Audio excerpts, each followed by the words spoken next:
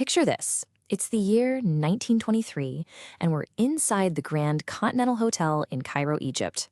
A wealthy British lord is tossing and turning in bed, burning up with a terrible fever, literally gasping for breath. And at exactly 1:55 a.m., he takes his final breath. But here is where things get completely crazy.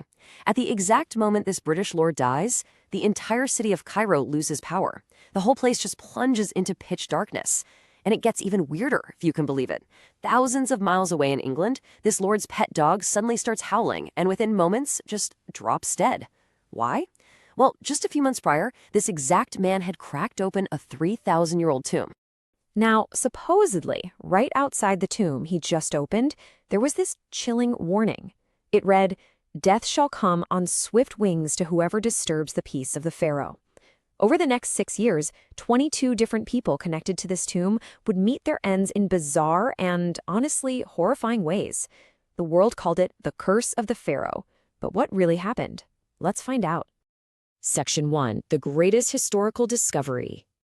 Okay, let's dive into this. To figure out the truth, we have to meet this remarkably determined British archaeologist named Howard Carter. Now, Carter wasn't your typical elite wealthy scholar. He was a sickly kid, and pretty much his only inheritance was a paintbrush.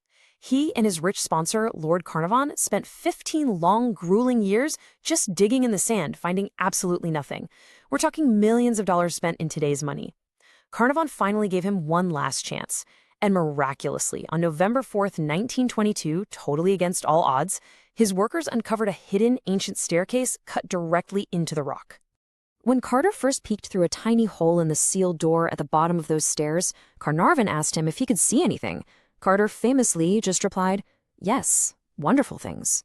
5,398. That's a massive number, right? That represents the exact amount of untouched, solid gold artifacts and ancient objects found inside King Tutankhamun's tomb. We are talking about a solid gold coffin, a 10-kilo gold death mask, even a dagger made from a literal meteorite. It was, without a doubt, the greatest archaeological discovery in human history. Section 2, Media Panic and 22 Deaths. But, that pure awe and celebration, it didn't last very long. As soon as the news spread, these terrifying omens started popping up. Just look at this incredibly bizarre incident. Carter actually had a golden canary as a pet. One day, his assistant heard this terrifying shriek coming from Carter's house. When he rushed over, he found a cobra, which, by the way, is the ultimate symbol of Egyptian royalty, sitting right inside the bird's cage with Carter's canary in its mouth. The locals completely panicked. To them, the dead king's royal cobra was taking revenge on the man who disturbed his rest. And honestly, that was just the spark. Remember Lord Carnarvon, the guy who funded the whole dig? Well, in March, he gets a totally ordinary mosquito bite on his cheek. The next morning, he accidentally slices that exact same spot open while he's shaving. In the sweltering heat, it gets infected, his fever spikes, and he dies. What makes this tragic chain of events so incredibly creepy is that just 12 days prior to this, a famous novelist had publicly warned that anyone entering a sealed tomb would face a horrifying death. Naturally, the media just went completely wild. But when you look at it, it really boils down to simple human psychology. We fear what we do not understand. When we don't know the logical cause behind a tragedy, our brains just invent magic curses to make sense of the unknown. We see a few dark coincidences and suddenly, boom, it's ancient magic. The newspapers absolutely capitalized on this fear. They whipped themselves into an absolute frenzy over every single death even remotely connected to the tomb. An American financier visits the site, dies of a fever.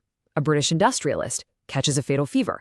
The radiologist who literally x-rayed the mummy dies suddenly. When Carnarvon's secretary died, his 78-year-old father was so distraught he tragically jumped from a 7th-floor window. In total, 22 people connected to the site died over the next few years, and the global media confidently declared every single one of them a victim of the mummy's curse. Section 3, The Real Boy King. Now, what's really interesting about this slide is we're going to step away from the tabloid myths for a second.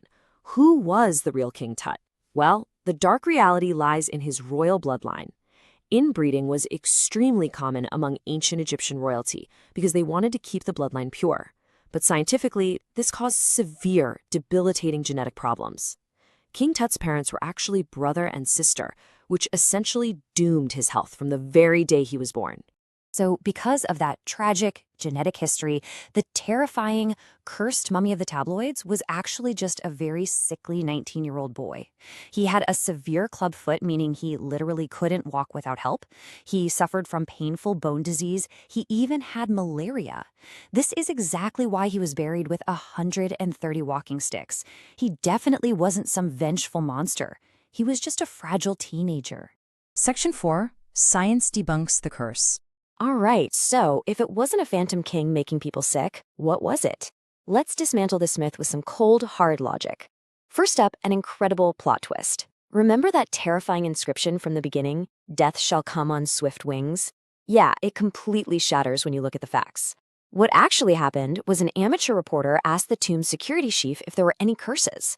The security guy just smirked and stayed silent. So the reporter's imagination ran wild, and global newspapers printed a completely fake story.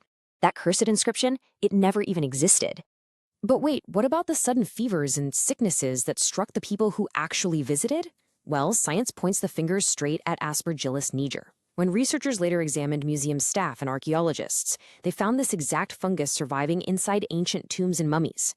When inhaled, it causes severe respiratory inflammation and high fevers. The so-called magical curse was, in reality, just an ancient mold allergy. And the best part? It's completely curable today with basic antibiotics. This data right here really highlights the sheer absurdity of the panic.